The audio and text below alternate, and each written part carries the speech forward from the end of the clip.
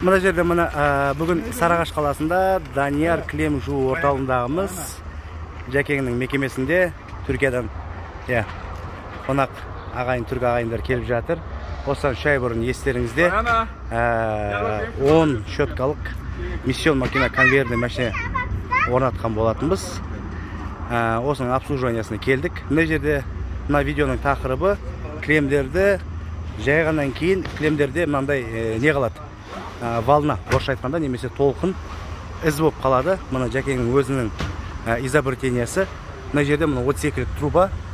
32-лік трубаның үстіне мынандай пластмассовый не кигізген. Трубаның несі тоты өтпесін деп, сосын кілемдер оңай айналсын деп. Одан кейін кілемдер қанша жерден, трубамыз қанша жерден қалың болса да, ортасы майысып кетіп жатады. Сондықтан мына Жәкең мына жерде ондық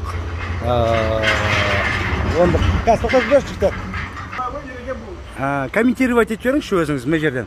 Мынау ондық, мынауыңыз арматура ондық, мынау 12-лік па? 14-лік па? Жоқ, 12 ғой. 12 китайский. Бұл ферма болғаннан кейін ферма жасаған. Аса не жоқ, бірақ сонда да. Астындағы теміріміз нешеден неше? Бұл 2-4. 2-де 4. Асты 2, мына. Профиль. Үсті 4. Двойка қалың. Мына екеуінің ортасы кетті бір 20 сантиметр ма? Иә, бар. Или 15 па? Мына 40. 17 ма? 40 қай жері? Былай. 40. Мына жері? Биіктігі? Былай 20-ға жетпейді. 18 болсындай. 18. Үстіңгі трубаңыз 32-лік, е? Әртүрлі бұл жерде. Қайсысы бар, соның өз қолында. 32-лік бар, 70-лік бар, 22-лік, 25-лік бар. Енді бір отла жасаған соң бір келкі қылып жасау үшін қай трубаны жасаған дұрыс? Не бір қалың болса, соғылып жақсы ма? Көрсін сізге. 32-лік болады, самы несі жақсы да? Мына 25-лік кейсалды. 25-лікпен де болады, не оғаны, ферма оғаны кейін жібермейді. Менде алдыңғы ескілер бар, сол ескілердің бәрі... Ферманың бірінші мақсаты мына жерде салмақ тастау ғой. Салмақ тастау, ол не үшін істейміз? Кілемдерде бағана волна, крылышқа қалмау үшін, да? Қанша тартылсан да? Тоғы, мына жерден сөрейін сізді. Ал енді тартылыңызшы, аяғыңызды көтеріңізші. Еш бағана не болып атқан жоқ, да? Деформация жоқ, майысып атқан жоқ. Мына жерде қазір неше кілем білініп тұр? Жәке? Примерно? Бұл жерде примерно общий кетеді бір 900 асады. 900 асады ма? Қазір бүгінгі таңда сезонның кезінде қанша кілем жуатсыздар айына? Күнне дейді, айына демей. Күнне?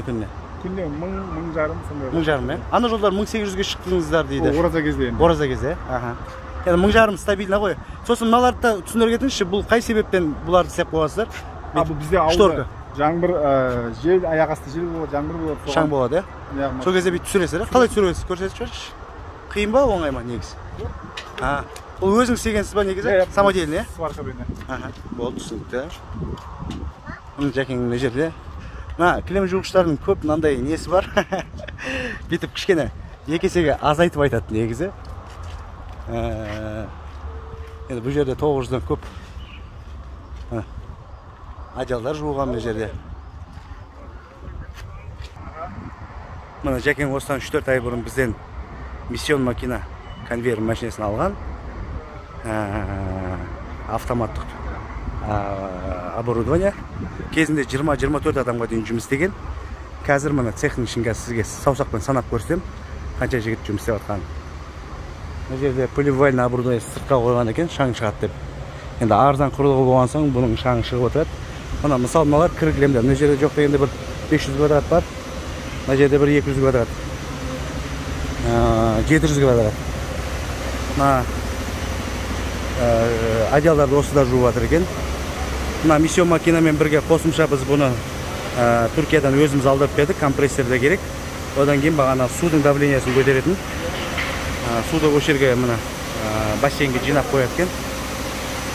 Одан кейін мына жерде қанша квадрат жатыр сенің ойың? Неше квадрат? 300 квадрат бар ма?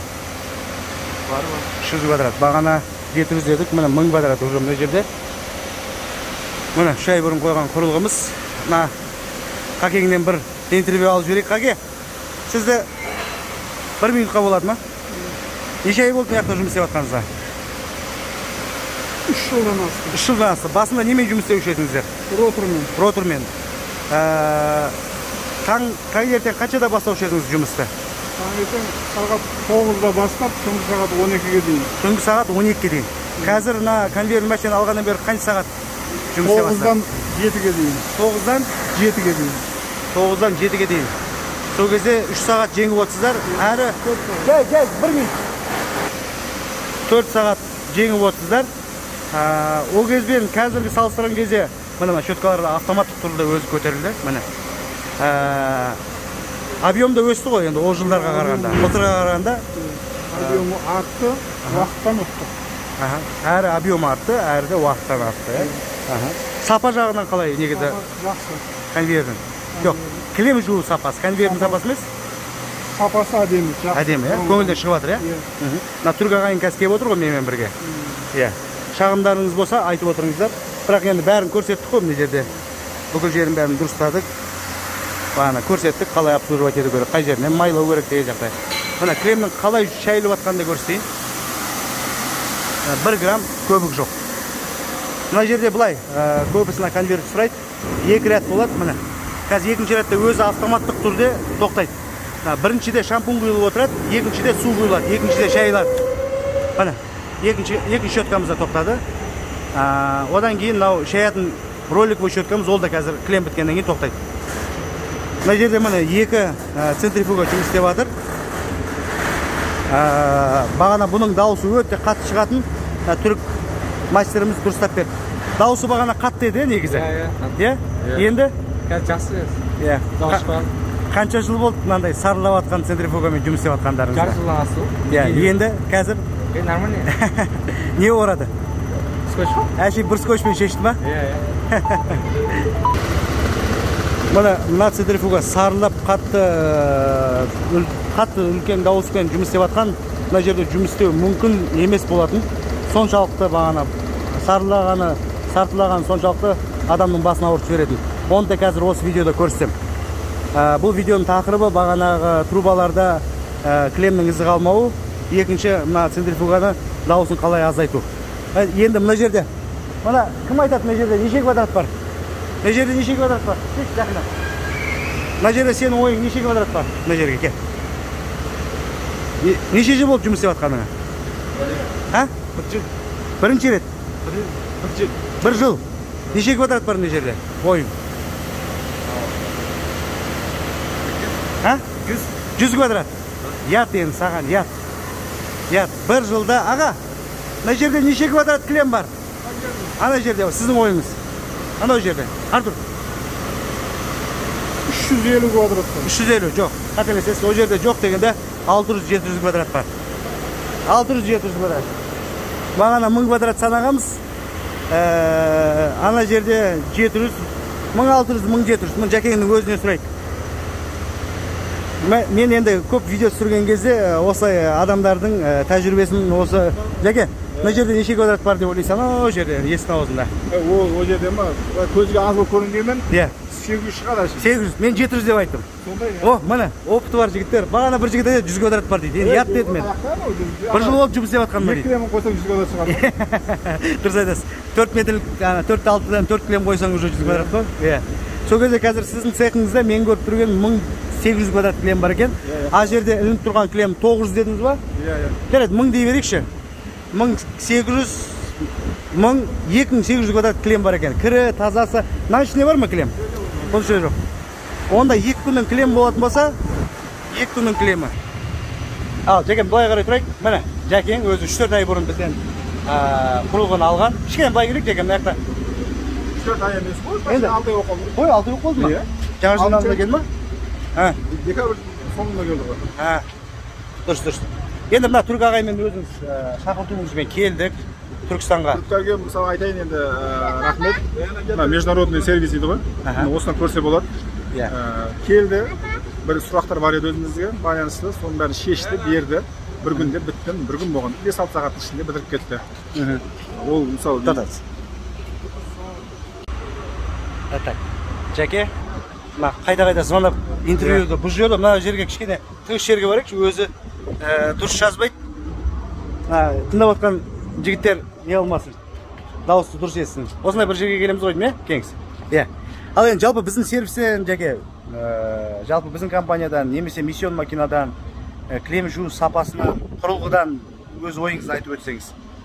Енді өз ойым былай бар жерде проблема болады.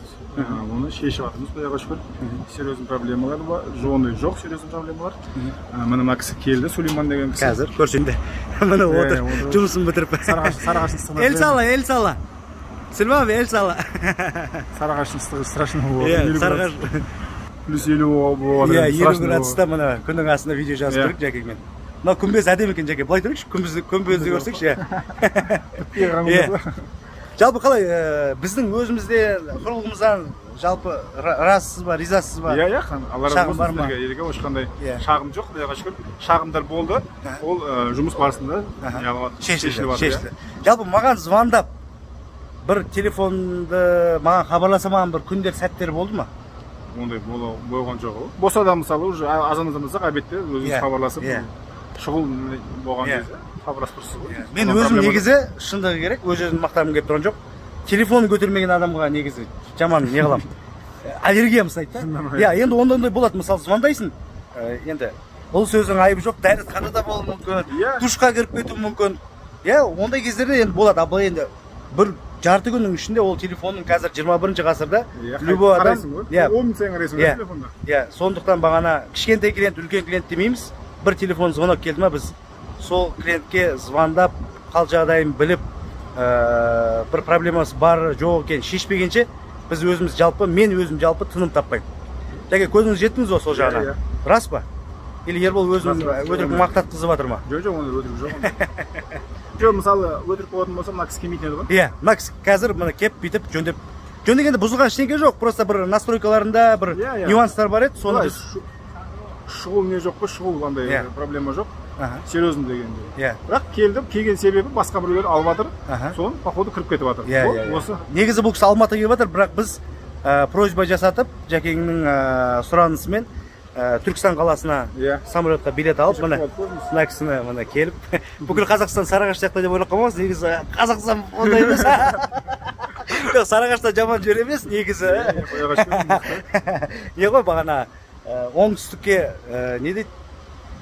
Қой сұрап келсең жылқы мініп кетесің дейді ма, тай мініп кетесің дейді ғой. Сондай берекелі жер ғой.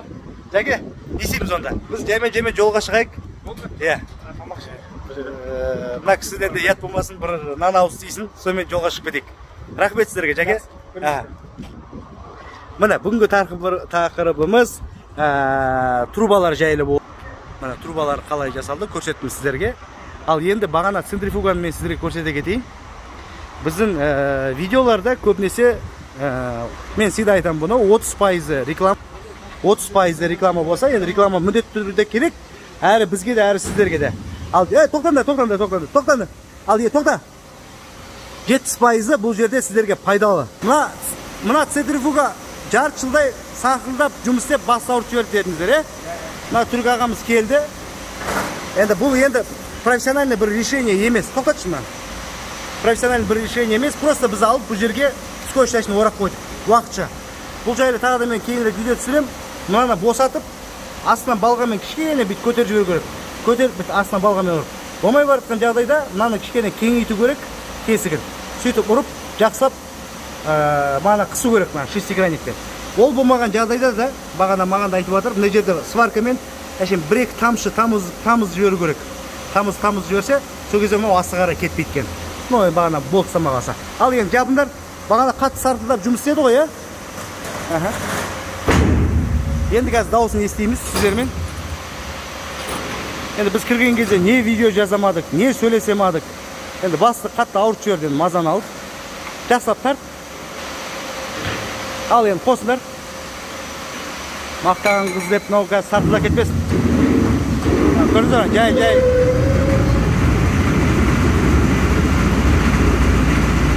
Бағанағысына қарағанда дауысы азайды. Е? Бағанағысына қарағанда дауысы азайды, негізі? Енді шаршаған ғой бұл центрифугада.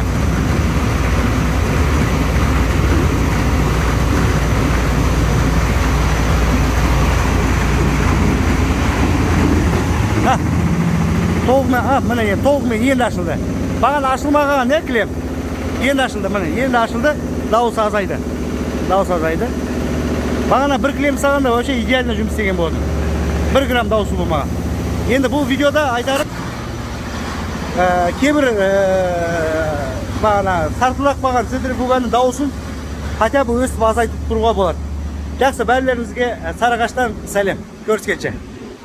Отандық өнім Карбокспен әрдайым бірге дамыңыздар, бірге өсіңіздер, бірге табысты болыңыздар.